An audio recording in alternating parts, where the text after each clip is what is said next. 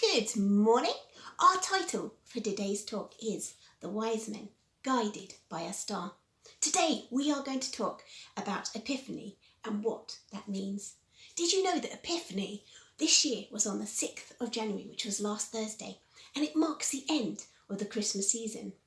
Now, I wonder, what kind of presents did you receive this year?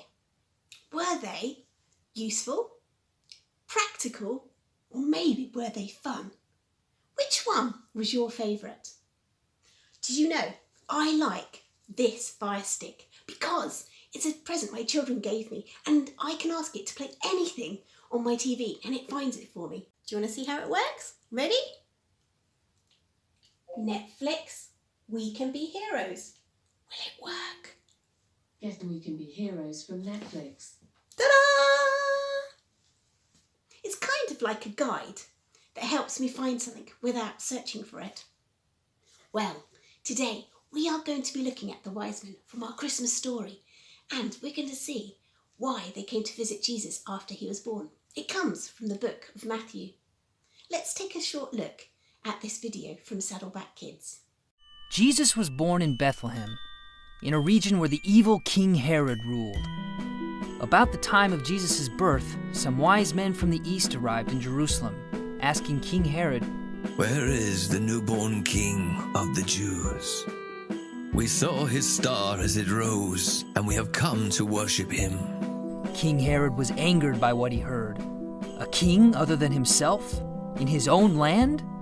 Herod called a meeting of the leading priests and teachers of religious law and asked, "Where is the Messiah supposed to be born?" "In Bethlehem, in Judea, for this is what the prophet wrote." "You, Bethlehem, are one of the smallest towns in Judah, but from you will come one who will rule Israel from me. He comes from very old times, from days long ago." Then King Herod called the wise men back in for a private meeting. He told the wise men, "Go to Bethlehem and search carefully for the child. And when you find him, come back and tell me so that I can worship him too." After listening to the king, the wise men left to follow the star. They arrived at the place where Jesus was, and going into the house they found the promised child and his mother Mary. They gave him offerings of gold, frankincense, and myrrh, and were so overjoyed at the fulfillment of God's promise, they bowed before Jesus and worshipped him. That night in a dream, the wise men were warned about returning to King Herod. He was plotting to kill Jesus.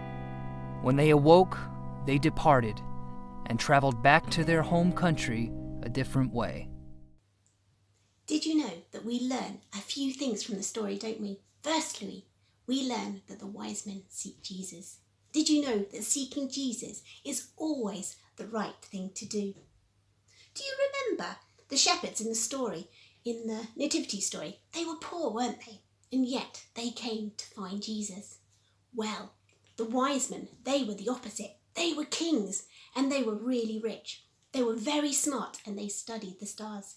Yet they left their homes and they travelled to find Jesus. Do you remember that the story says that they lived a long, long way away from Jesus? This brings us to our second point, because no one is too far from God. King Herod, he was rich, wasn't he? He was royal and he had lots of possessions, just like the wise men. But he was different, wasn't he? He chose not to see Jesus. He was proud. He loved his power more than he wanted to see Jesus, didn't he? He was willing to do bad things to Jesus and to many people just to keep his power. Herod and the wise men, they were opposites, weren't they? Now, I wonder, can you think of some opposites? Big becomes small. Up becomes down. Easy becomes, I think you're getting there, difficult, and happy becomes sad. You're right. Did you know that good is the opposite of evil and right is the opposite of wrong? Herod, he made some wrong choices, didn't he, in life? And that's really, really sad. Now, you might be wondering, how does this story of the wise men help us as we journey through life? How is our story the same? Well, maybe you're thinking, I'm not wise and I don't have a star to follow.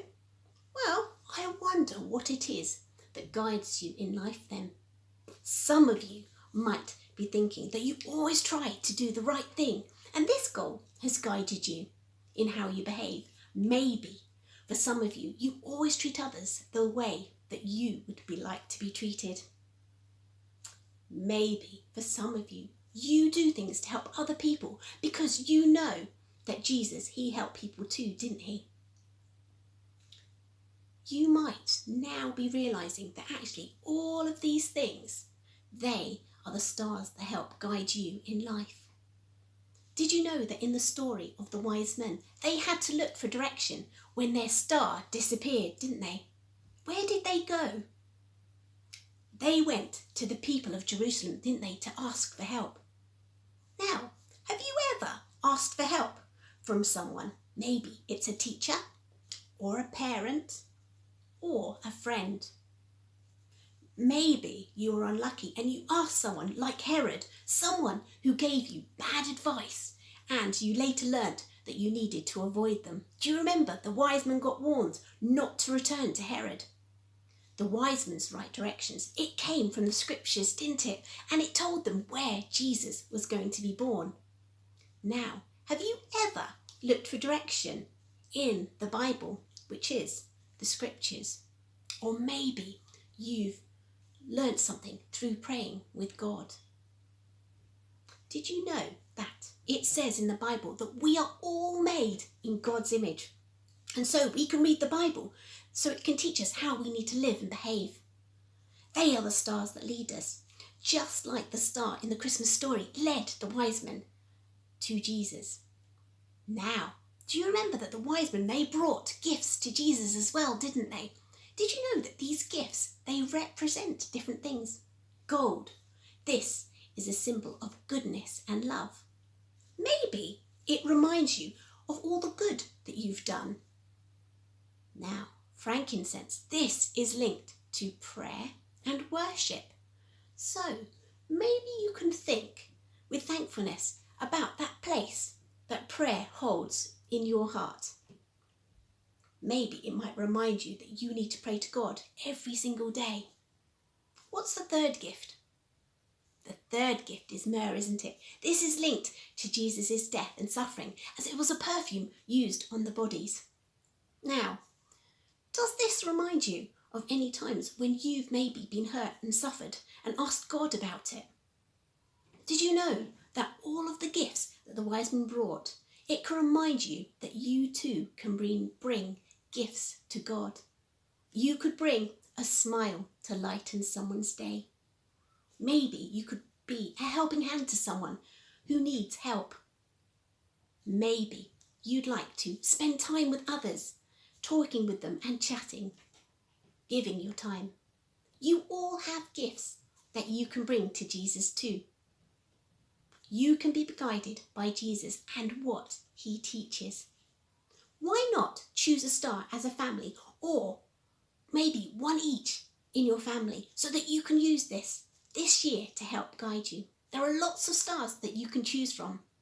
You could choose love, time, helping, compassionate, patience, kindness, confidence, and unity. You might need to ask your parents what unity means.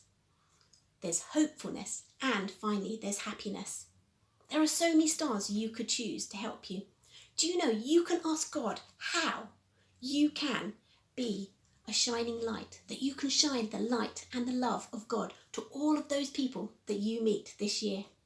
Now, I have an exciting, fun tradition that's associated with Epiphany that I would like to share with you. It is called chalking the door.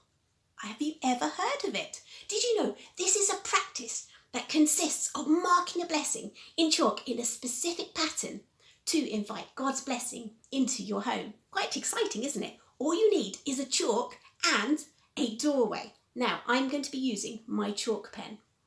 The numbers reflect the year.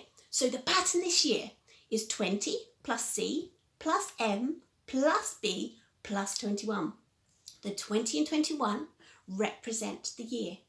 The plus symbols, they are symbols of the cross of Jesus. And the C, M and B have two meanings. Firstly, they are the traditional names of the three wise men, Caspar, Melchior and Balthazar.